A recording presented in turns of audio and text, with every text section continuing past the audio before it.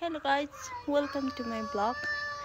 आज चाहिँ हामी ब्याकग्राउन्ड हेरेर देख्न सक्नुहुन्छ कहाँ आयो भने आज चाहिँ हामी हिमाचल प्रदेशमा पर्ने सपाटो नजिकैको कोठार प्यालेसमा आएको थियो। मैले सुरुमा देखाएको सेतो घर चाहिँ अगाडिबाट हेर्दा चाहिँ नेपाली स्टाइलकै थियो। त्यो चाहिँ मैले भिडियोमा लिएन, तर अनि यो अहिले देखाइरहेको जो जति पनि यो दुईटा घरहरू छ यो पनि प्यालेसै थियो, तर अहिले चाहिँ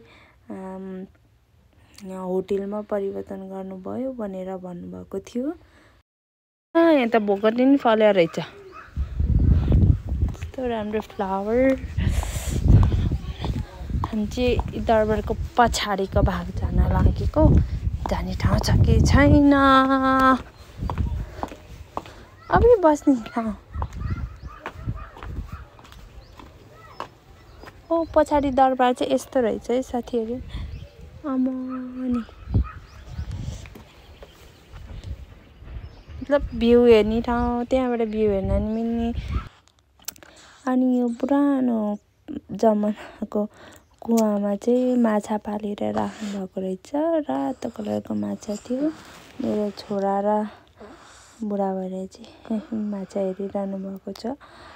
अनि यहाँ यसरी कुनै पनि हैन सामानहरू कुनै पनि ठाउँ यहाँ घुम्न जाँदाखेरि चाहिँ जति पनि बोट बिरुवाहरू यताउताहरू चाहिँ हामीले छोइछाइ गर्यो भने चाहिँ अनि पुरा सिसी क्यामेराले टेट गरेर बस्दो रहेछ कि हैन। अनि यो बस्ने ठाउँबाट चाहिँ पुरा गाउँ एरिया देखिन्थ्यो कि हैन। अनि हामी पनि एकछिन भ्यूजहरू हेरिहाल्यौँ।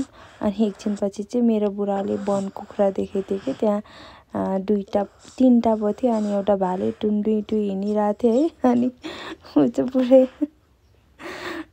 घर लिएर जान पाएँ भनेर यसरी हानिरहनु भएको थियो कि कति धेरै थियो। मैले उनलाई जिस्काइदिएको थिएँ कि। हामी चाहिँ बाहिर त्यसै घुमिरहनु भएको थियो। अनि हामीलाई केटीको दिदीले चाहिँ भित्र लिएर जानुभएको, जहाँको चित्रकलाहरू चाहिँ पुरै राजस्थानी स्टाइलमा थियो। अनि हामी त्यहाँबाट गएर बाहिर चाहिँ यस्तो कि पुरा हल जस्तोमा चाहिँ यो ठुलो तसौली थियो, जहाँ चाहिँ पहिला चाहिँ एकदम ठुलो समारोहहरू हुँदाखेरि खाना बनाउने गर्थ्यो अरे भनेर भन्नुभएको थियो।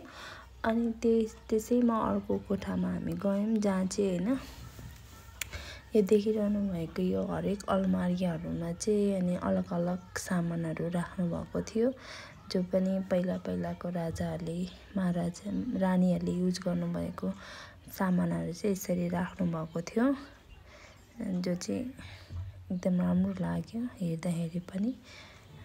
पहिलाको सामान यस्तो हुन्छ है भनेर चाहिँ सबै कुराहरू थियो।